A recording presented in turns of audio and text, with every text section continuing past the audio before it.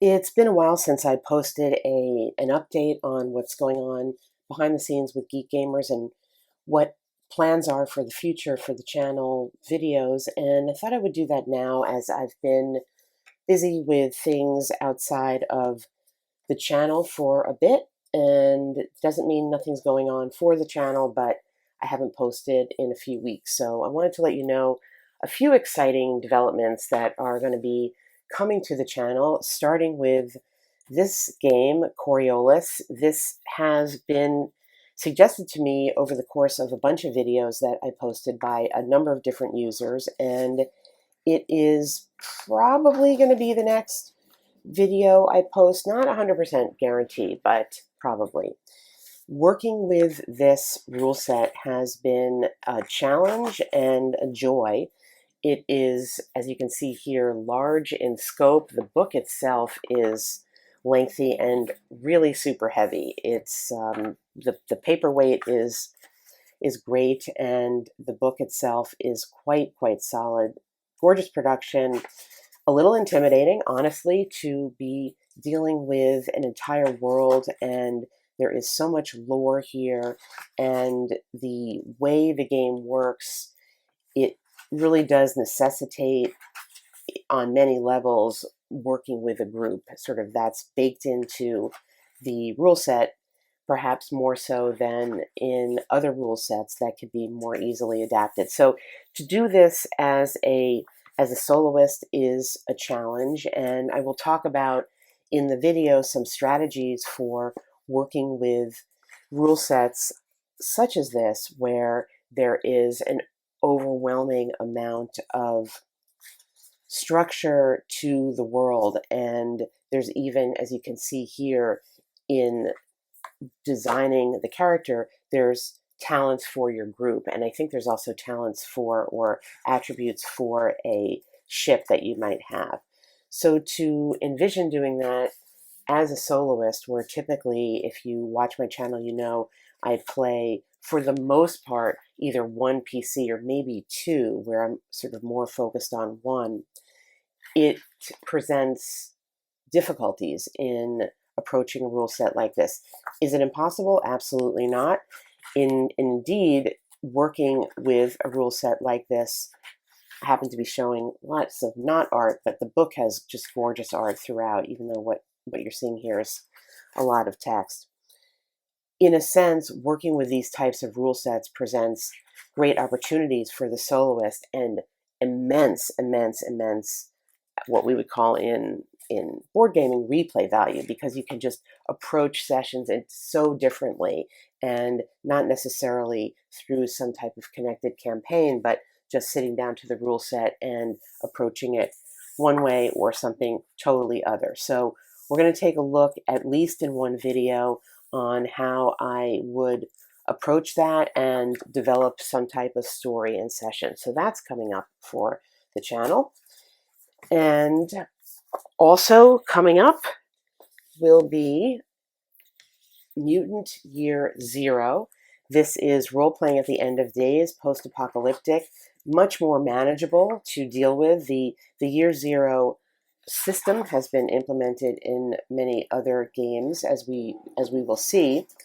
But here we have this, I don't know the original date. I've got the printing here from 2020, but this is surely, I think this came out, this is the fourth printing, and it doesn't give the dates. It's interesting. It doesn't give the dates of the original. I'll put that up in the video. I think we will be doing a demo here of a character or characters living in their arc, and their arc in the zone, and having some type of mission and some post-apocalyptic stuff going on. This is really easy to solo. As we look here at the back, this is a vision of my city. I'm sort of sitting probably right about here in the future, and we'll get into looking at how this particular system and game is very easily adapted to solo play in an upcoming video.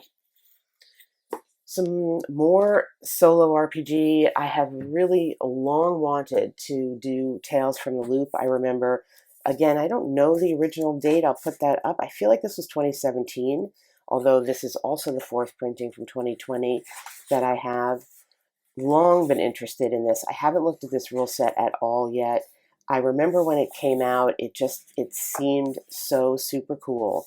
And the concept of this world being created through the art is really a great one. And so this will be coming up on the channel in a bit.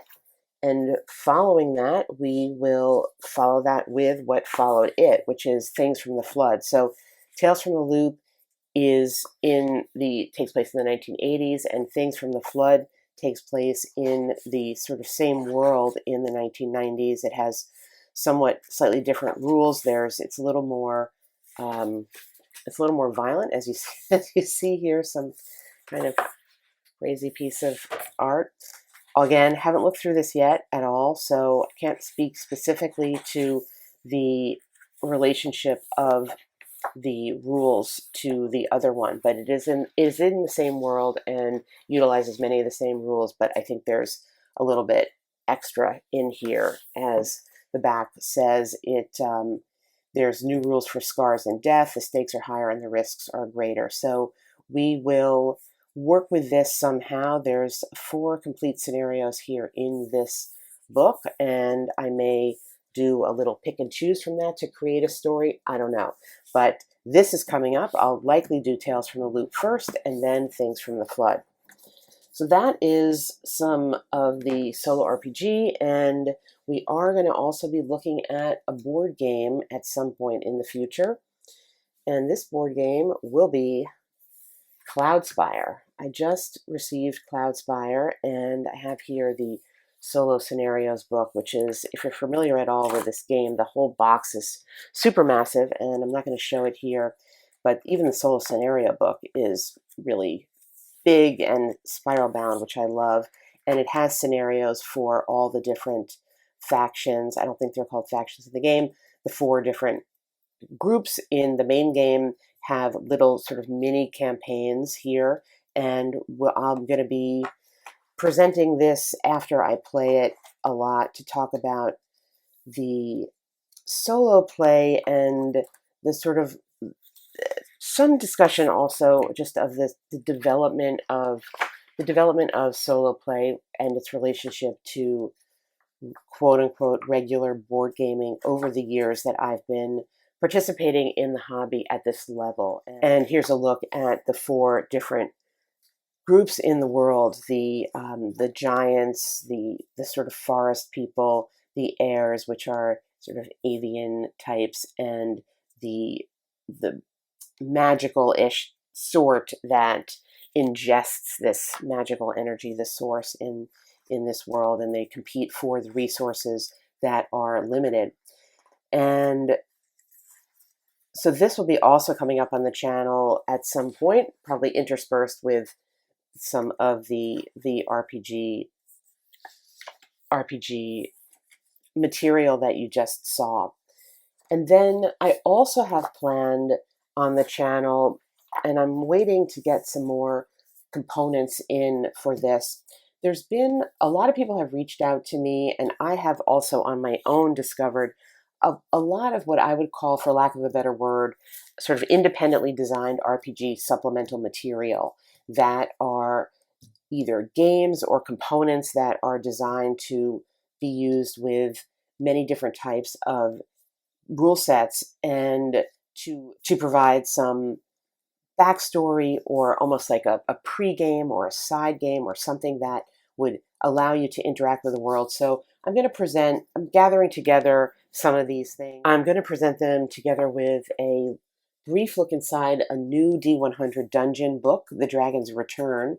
This is the Campaign Quest 2, which is set in this universe. It's the second campaign book after the Goblin and the Goblet campaign, which was in the Adventures Companion book. We'll just take a brief look in that in that segment on all the D100 stuff that I have. And there are new martial artistry rules here, and we'll take a look at those. And there's some new encounter tables and a new monster ability. So we'll take a look at those in the video that I'll do on supplemental material for games. And so those are some of the plans behind the scenes for Geek Gamers. There's some other stuff going on that I won't yet mention, but I want to extend my thanks to all the recent subscribers that I've gotten, and the great feedback, in particular on the recent videos I've done on Simba Room and Forbidden Lands. Seems to be reaching another new audience for the channel, and I appreciate the new viewers, and as always appreciate the viewers that have been with the channel from the beginning and helping the channel grow in the way that it has over the years.